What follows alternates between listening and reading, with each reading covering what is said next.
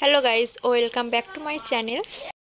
ছাদে আমার অনেকগুলো গাছ ছিল, আপনারা দেখেছিলেন ভিডিওতে।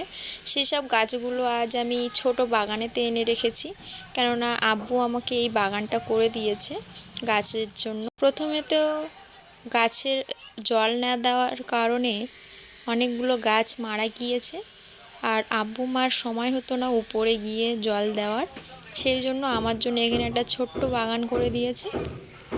গাইজ এখনো সাজানো হয়নি, সাজাবে আমাদের এই ছোট্ট বাগানটা।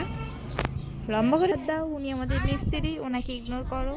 এই দেখো আমাদের ছোট বাগান, ছোট ছোট ফুল, এখনো সাজানো হয়নি, সাজানো হবে।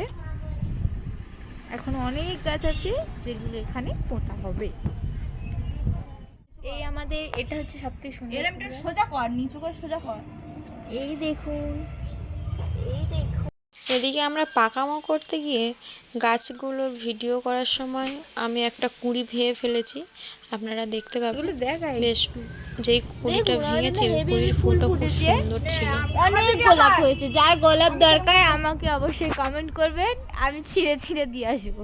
এখানে আমি যাচ্ছিলাম একটা টব ভিতরের দিকে দিয়ে দেবো বলে, অন্যটা টেনেছি, দেখতে পাচ্ছেন একটা কুঁড়ি ভেঙে পড়ে গিয়েছে।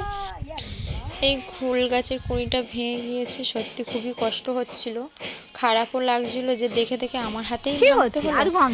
এই ফুলের কুঁড়িটা দেখতে পাচ্ছেন এরকমই ধরনের হবে, বেশ খুব সুন্দর ফুলটা, সেই জন্য খুব আফসোস হচ্ছিল যে কেন ভেঙে দিলাম। ওই ডালটাতে 3টে কুঁড়ি ছিল, ফুলগুলো বেশ ফুটতো, ভালো লাগতো, আমাদের সবার প্রিয় ছিল এই ফুলটা।